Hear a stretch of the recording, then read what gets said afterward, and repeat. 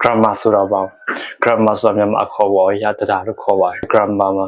a part of speech ဆိုတာရှိပါတယ်အဲ့ဒါဝါစင်ကရှိမျိုးမြန်မာခေါ်ပေါ်ရအဲ့ဒီဝါစင်ကရှိမျိုး noun pronoun verb adverb ပြီးတော့ adjective conjunction interjection preposition အဲ့ဒါတွေပေါ့အဲ့ဒါတွေမြန်မာစကားပြောနေဆရာမလို့တော့ပါဘူးဒီနေ့ကကျွန်တော်တို့ဟိုဟာတွားချရမယ် what to be အကြောင်းwhat to be ဆိုတာ what to be လို့ပြောလိုက်တာနဲ့အများစုကဒီကြောင်အဲ့ဒီ what to be ဆိုတာ what to be ဆိုတာဘာ what to be ဆိုတာဘာဒီနေ့ကကျွန်တော် what to be အကြောင်းဒီချာရှင်းပြတော့ဖြစ်ပါတယ် what to be ဆိုတာ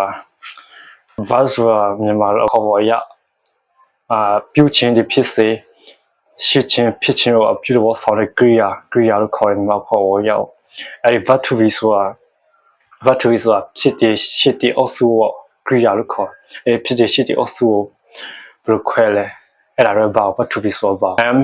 is are was were have has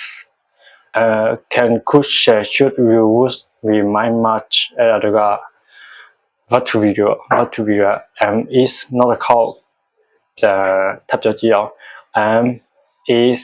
are was were have has can could share should will would may might must အဲ့ဒါတော့ what to be တွေဖြစ်ပါတယ်အဲ့လောက်နဲ့အဲ့ဆိုခင်ဗျားတို့ဗီဒီယိုကြည့်ရှင်တဲ့သူက what to be အကြောင်းသိရပြီဆိုတော့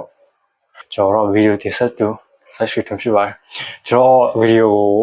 English grammar တွေကိုစိတ်ဝင်စားရဆိုတော့ကျွန်တော် YouTube channel ကို subscribe လုပ်ထားပြီးတော့စာကိုလေးလာနေတဲ့သူအရာဆိုတော့ကျွန်တော်အကောင့်ကို follow ထားဖို့ကျွန်တော်ပြောချင်ပါတယ်ကျွန်တော်ကတော့နေ့စဉ်နေ့တိုင်းတင်ဆက်ပြဖြစ်ပါတယ် English grammar အကြောင်းကိုဒါမှမတွေ့မယ်